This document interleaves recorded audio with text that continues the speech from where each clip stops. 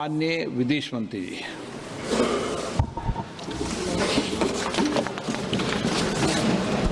Honorable Speaker, sir, I rise to apprise the House of some recent developments in the India-China border areas and their implications for our overall bilateral relations.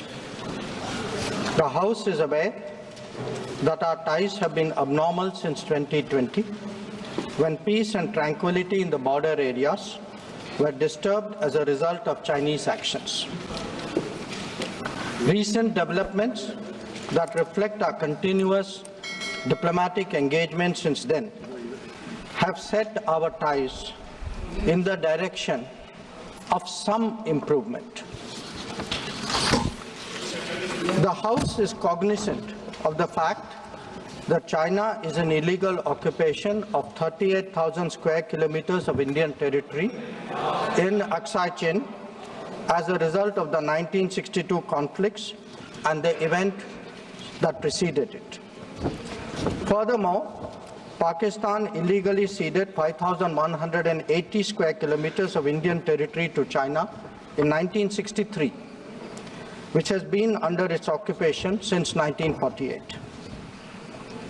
India and China have held talks for multiple decades to resolve the boundary issue. While there is a line of actual control, LAC, it does not have a common understanding in some areas. We remain committed to engaging with China through bilateral discussions to arrive at a fair, reasonable, and mutually acceptable framework for a boundary settlement.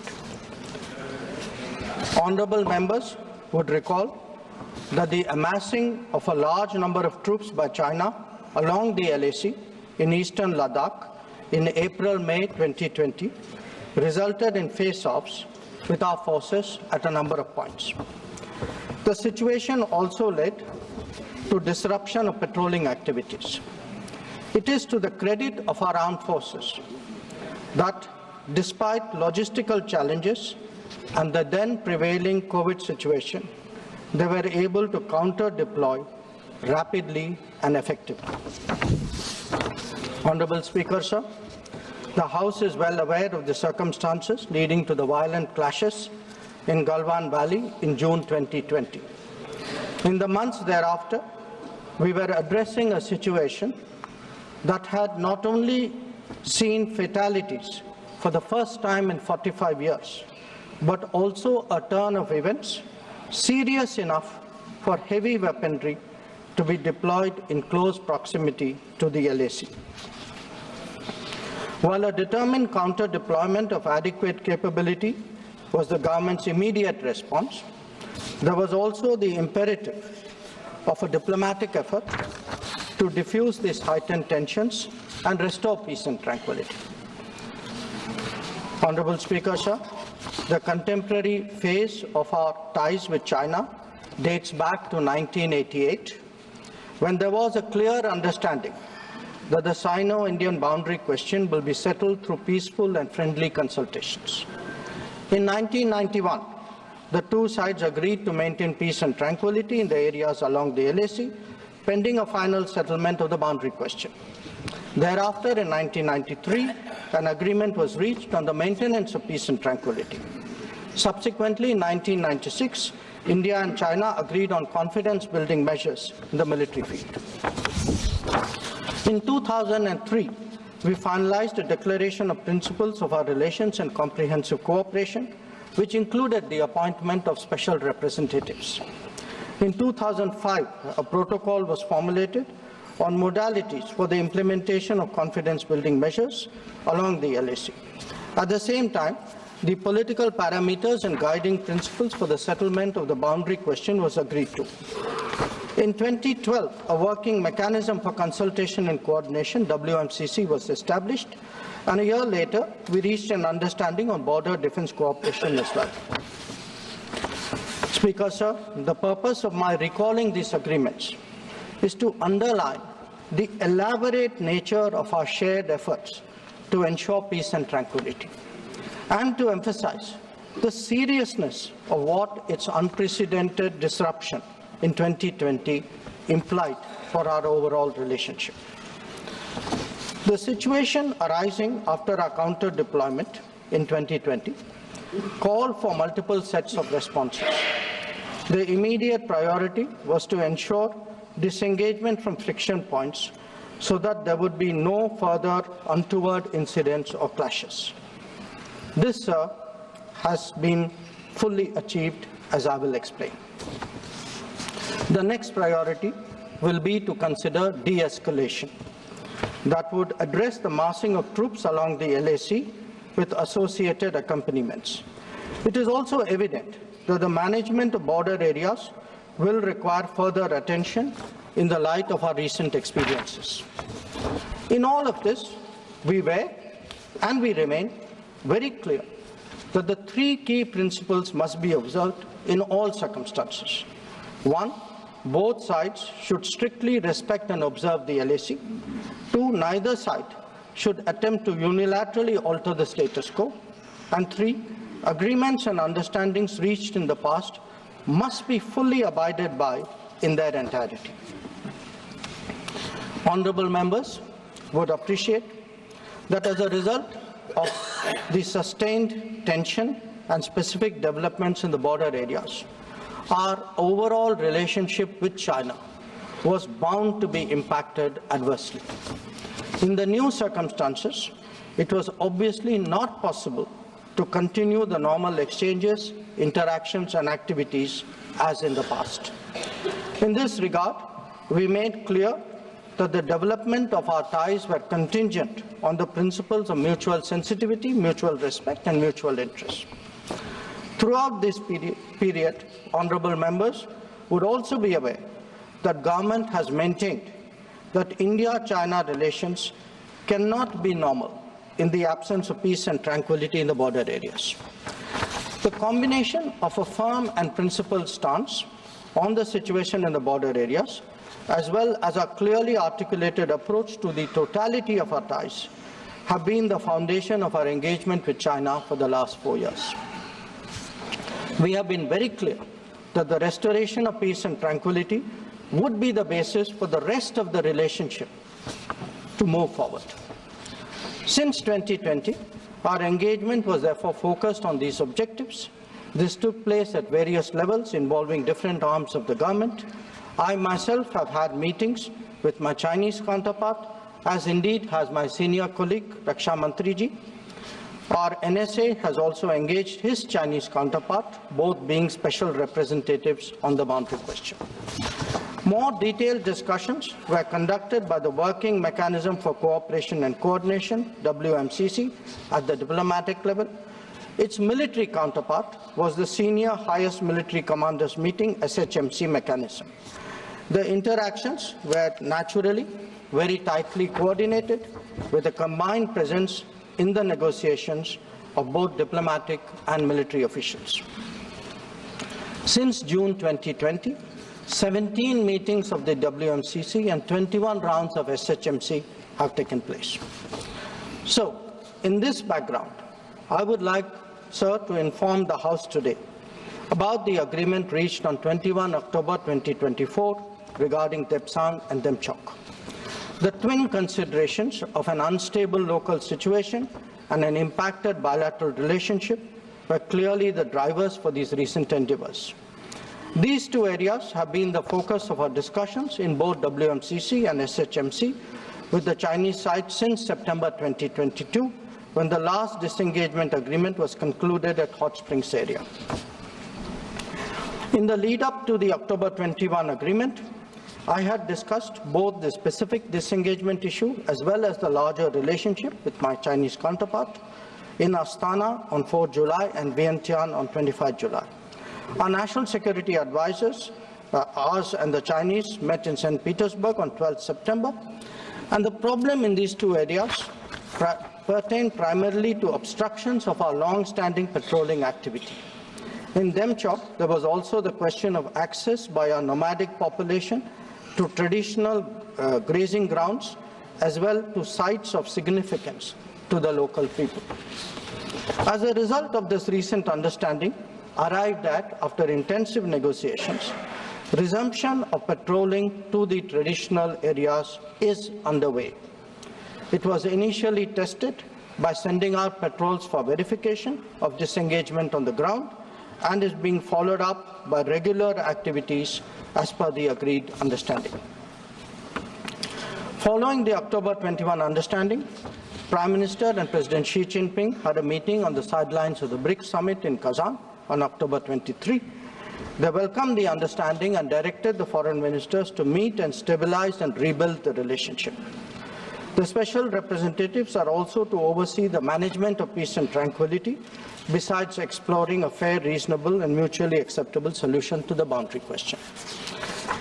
In pursuance of that, I recently held discussions with Foreign Minister Wang Yi again on the sidelines of the G20 summit in Rio de Janeiro on November 18th. Raksha Mantriji has also met the Chinese Defense Minister Dong Jun at the ASEAN Defense Minister ADMM Plus meeting in Vientiane on November 20. The two ministers discussed progress on the recent agreement on disengagement, the need to address de-escalation, and the requirement of strengthening confidence-building measures. They agreed on the importance of continuing meetings and consultations at various levels. Sir, the House will remember that on October 21, the October 21 agreement is the latest in the series of an understanding in regard to the resolution of the situation at various friction points in eastern Ladakh. In the aftermath of the events in May-June 2020 and the initial disengagement in Galwan Valley in July 2020, there was a foreign ministers meeting in Moscow in 10 September 2020. The government's position at that time was that the immediate task was to ensure comprehensive disengagement of troops in all the friction areas. It was emphasized that the large concentration of troops along the LAC was not in accordance with the 1993 and 1996 agreements. The Indian side, it was made clear, would not countenance any attempts to change the status quo unilaterally. We also expected that all agreements and protocols pertaining to the management of the border areas would be scrupulously followed. Sir, through you, I would like to inform the House that disengagement has been achieved in full in eastern Ladakh through a step-by-step process, culminating in Depsang and Demchok. With the task of disengagement completed, it is now our expectation that discussions would commence with regard to the remaining issues that we have placed on the agenda. For the benefit of honourable members, I would also flag to your attention previous positions articulated by the government in Parliament on this issue. On 15th of September 2020, Raksha Mantriji had made a detailed statement on Chinese attempts to transgress the LAC and the appropriate response given by our armed forces. On the 11th of February 2021, Raksha Mantri had again briefed the House about our disengagement agreement in the north and south banks of the Pangong Lake. Thereafter, in August of 2021, a third phase of disengagement took place in the area of Gogra, whereby troops would henceforth be in their respective bases. The next step took place in September 2022, pertaining to the Hot Springs area. Again, forward deployments ceased in a phased, coordinated and verified manner, resulting in the return of troops to their respective areas. The most recent agreement, the October 21 agreement, comes in the wake of the earlier ones. It completes the first phase of what we had agreed to in Moscow in September 2020. As members are aware, there is a long history of frictions, transgressions and face-offs in several sectors of the India-China border. This goes back to Barahoti from 1954, to Longju in 1959, to Sumdurongchu from 1986-1995, and Depsang in 2013, amongst others.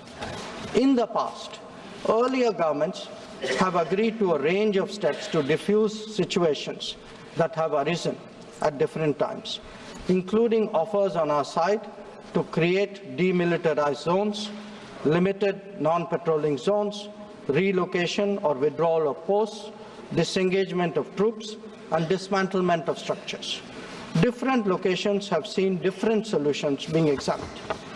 Where the October 21 understanding is concerned, our objective has been to ensure patrolling as in the past to the relevant patrolling points, as well as the resumption of grazing by our civilians as per long-standing practice. This is indeed what we have agreed upon in regard to Depsang and Demchok. In a few other places where friction occurred in 2020, steps of a temporary and limited nature were worked out based on local conditions to obviate the possibility of further friction. This, I must stress, applies to both sides and can be revisited as the situation demands. In that sense, our stance has been resolute and firm and serves our national interests fully. The ensuring of our national security in this manner is the result of cumulative and coordinated endeavours of many parts of the government, obviously centred around our defence and security forces. The competence and professionalism of our services in this period was displayed in our speedy and effective counter-deployment. In the negotiations with China, the defence and diplomatic arms worked in lockstep to ensure that our national interests were comprehensively met. Sir, in that context, the House would also recognize that there has been a significant improvement in the border infrastructure, which has made such effective counter-deployment possible. This is reflected, amongst others, in the increase of border infrastructure allocations in the last decade. The Border Roads Organization, BRO, alone has incurred 3 times the expenditure level of what it was a decade ago. Whether it is the length of the road networks, of the bridges, or the number of tunnels, there has been a substantial increase over the earlier period. Notable milestones in recent years include the Atal Tunnel to Lahul Spiti, the Sela and the Nechifu tunnels to Tawang, the Umlingla Pass Road in southern Ladakh, and the extended opening of the Zojila axis. The work is progressing on some strategically important roads and airfields in Ladakh. The adoption of new technologies in high altitude, remote, inaccessible and permafrost areas has also been significant. All of this reflects the government's firm commitment to protecting our borders and ensuring that our armed forces get the facilities and the logistical support that they deserve. Finally, sir, let me share with honourable members our expectation regarding the direction of our ties with China in the near future. Our relationship had progressed in many domains, but was obviously negatively affected by recent events. We are clear that the maintenance of peace and tranquility in border areas is a prerequisite for the development of our ties. In the coming days, we will be discussing both de-escalation as well as effective management of our activities in the border areas. The conclusion of the disengagement phase now allows us to consider other aspects of our bilateral engagement in a calibrated manner, keeping our national security interests first and foremost. In my recent meeting with Foreign Minister Wang Yi, we reached an understanding that the special representatives and the Foreign Secretary level mechanisms will be convening soon. I thank you, sir, and the honourable members for their attention, and I am confident that the government has the full support in addressing the complexities of this important issue.